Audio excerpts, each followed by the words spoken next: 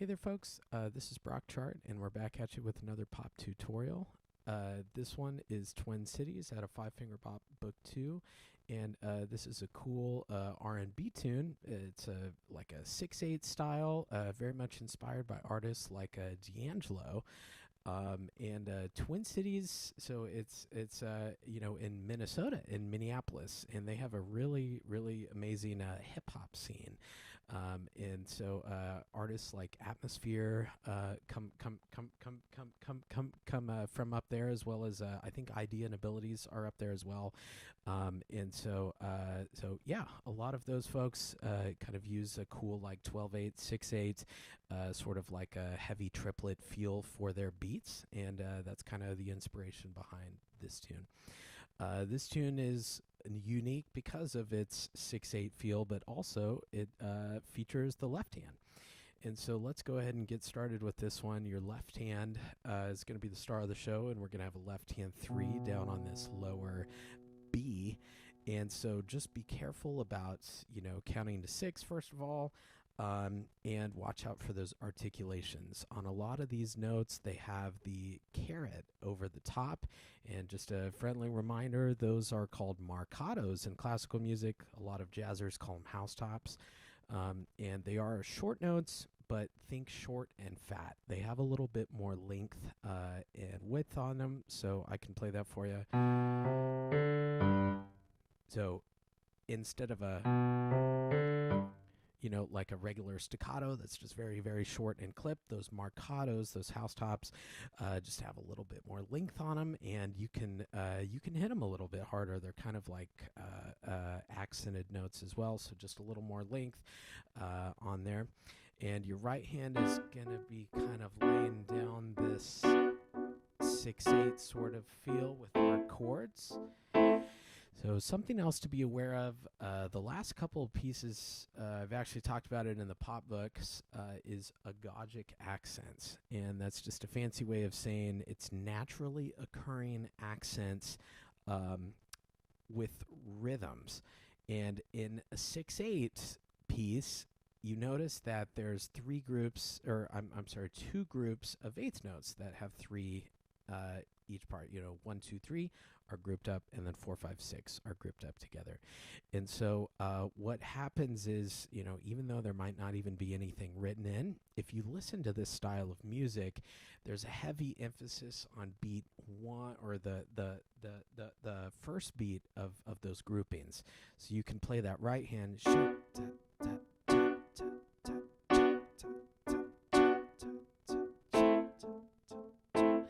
And so it's just kind of a naturally occurring accent, and those are called agogic accents.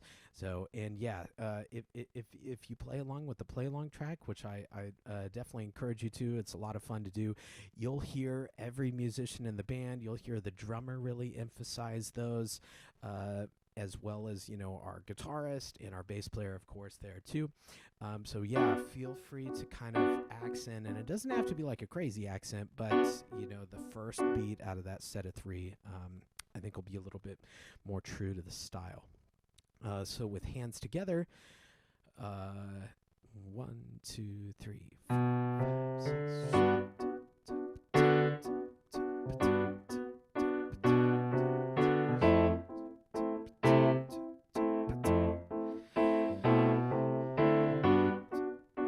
Special attention to those accents, going over the top. So let's talk a little bit about that. So this tune is, essentially this G major 7, and then we go down, step to this F major 7. When I do that in the right hand, I'm going to keep my pinky and 4th finger, well, basically everything the same, except my thumb is going to move down a step to where I have that thumb on A. And I can hit this A, C, E just really easy. And then in measure 5, I just bring that thumb right back up, and I'm ready to go again. Let's see. The pattern changes a little bit when we get to measure 7. In that right hand, we're going to stretch just a little bit. I'm going to keep the thumb the same, and I'm going to move everybody else up where there's a skip between that 1 and a 2 there. And I have this, And it's kind of up to you. You could do 1 2 5, 1 3 5, 1 2 5 to kind of keep the pattern consistent.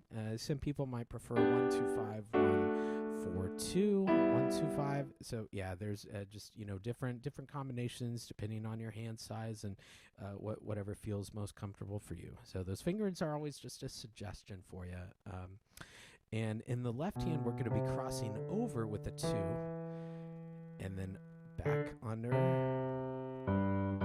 So watch out here again for those articulation markings. Everything is very long here.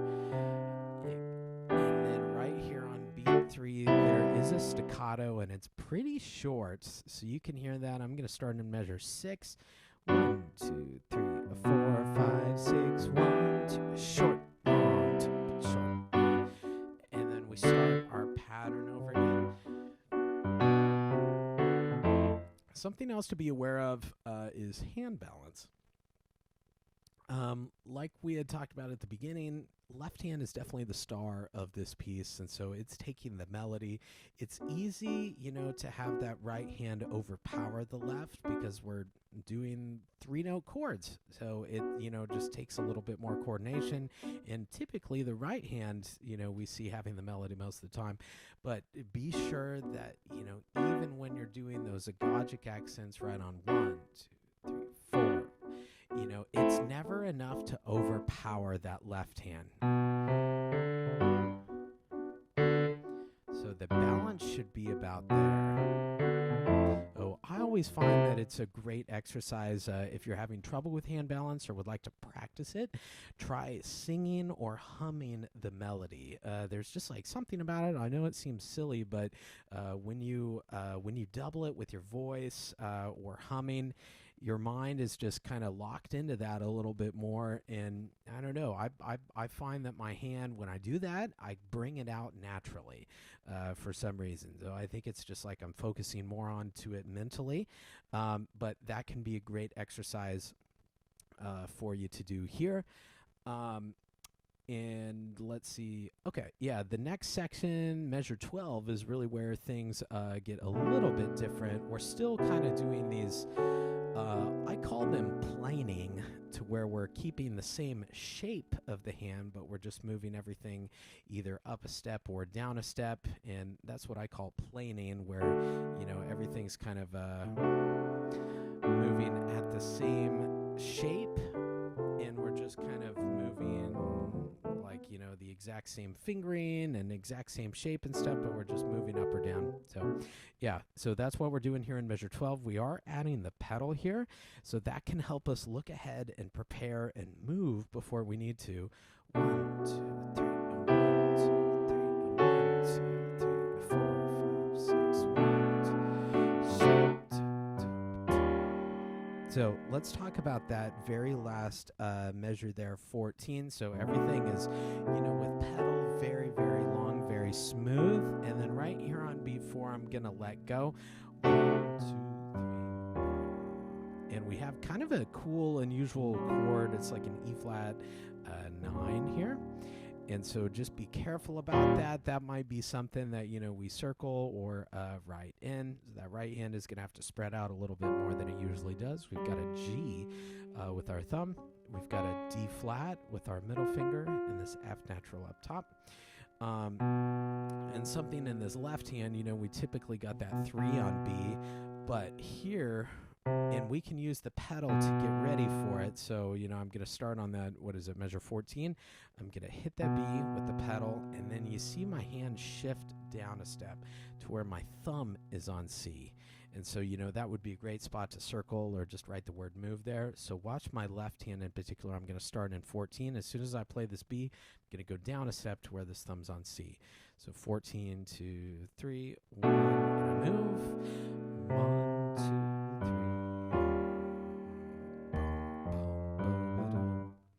So, and then that'll take us to the second page. It's very similar to what we've seen here.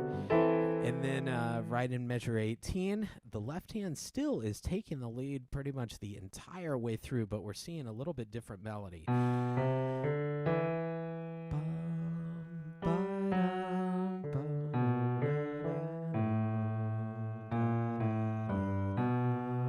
this would be a great spot to do just left hand alone. And we're really wanting to make it sound like, I don't know, like a singer threw it out there, or I could totally see like a saxophone playing that melody, or it's a great place for trombones to take the melody, like that range. And so you're wanting it to just be silky smooth, and and watch out for that hand balance there. We do have a couple of crossovers, like right there from 17 going into 18. We're going to cross over with that middle finger to an E, and then we should be okay. Be careful about this one. We have to go down with that one. So, and some people might prefer to finger that a little bit differently, and that's okay. Remember, fingerings are just a suggestion for you, but at the end of the day, everyone's hands are a little bit different.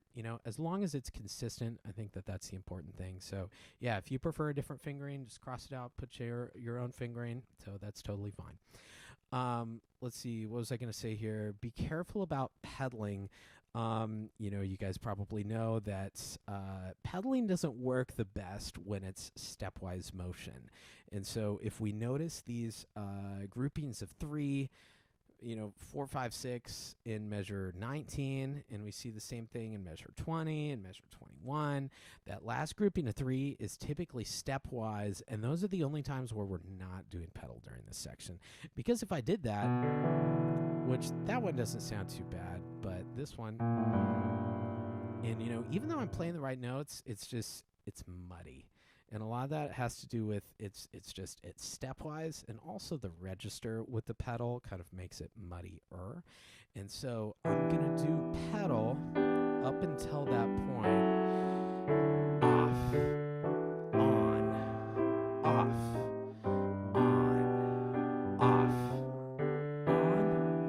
on. So, and then everything should be okay after that, so just be aware of that. And yeah, that stepwise motion there is why we want to keep off the pedal there. It just gives some more clarity to the phrase. Let's see, what else was I gonna say on this? Oh, something that you can definitely do that I encourage my students to do more and more is I call them cell phone duets. And it's a great way of practicing hands alone, but hearing the other part. So, sometimes during lessons, I might play one of the hands while my student plays the other, so they can just get a little bit more time working just, the left hand or the right hand, but they can still hear both parts. So, you can just put your phone or whatever on the music stand and record a video, press that red record button, and it really doesn't even need to be filming anything. Most of the time I just put it on the music stand where it's just recording the sound. Just make sure that you give yourself a good count off, and I would typically try to record the hand that is the most steady. And I think in that case, your right hand is kind of like a metronome really in this. So if I wanted to just work on that section in 18, maybe I would put my cell phone up there, I'd set it to video, I'm going to hit record, and I'd give myself 6 beats as a count off. 1, 2, 3, and I'd just do the right hand. 1, 2, 3, 1, 2, 3, 19, 20, 21. So, and then when I'm done with that, it could be 1 measure, it could be 4 bars, it could be 8 bars, whatever you want. And then, I press stop on the phone. And then when I pull up that recording again, I'm going to turn up the volume, and it's great. It's kind of like, your own version of what a teacher might do during a lesson. You have somebody playing one of the hands while you're able to just focus on the other. But it's great because you can hear how they work together. If you were to just work on one hand alone, you might, not hear how it's supposed to sound. And, there's some really lush harmonies in here. But if you just did them one hand at a time, you're not able to hear the full picture there. So just kind of a fun, easy way to practice. I call them cell phone duets. So, and yeah, this would be a great piece to try that out with. And yeah, just a little practice tip. Let's see, watch out for the DS here. Notice that it's a 3/8. So don't be freaked out I just had to do that because we have those pickups at the very beginning of the tune. And so that is kind of like our pickups at the very beginning. And it'll take us back to measure 8. And then for the coda, we're kind of doing more planing, and then there's a little retardato. And then that'll take us to the end of Twin Cities. So thank you so much for joining today. I hope that you found this video helpful in learning this piece, and hope you have fun with it.